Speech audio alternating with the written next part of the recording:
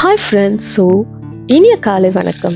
இந்த ஃப்ரைடே வீக்கெண்டில் நம்ம ஒரு lazy day breakfast and lunch என்னன்னு பார்த்துடலாமா?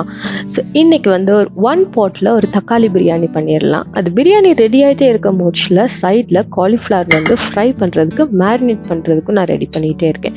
இந்த ரெண்டு ரெசிபிக்கும் நான் கீழே லிங்க் கொடுக்குறேன், செக் பண்ணி பார்த்துக்கோங்க. இந்த ரைஸை 1 மினிட் நம்ம ஃப்ரை பண்ணி நம்ம வாட்டர் வச்சோம்னா நம்மளுக்கு ரைஸ் லாங் கிரெயின்ஸாக நம்மளுக்கு கிடைக்கும். கண்டிப்பாக நீங்கள் இப்படி ட்ரை பண்ணி பாருங்கள்.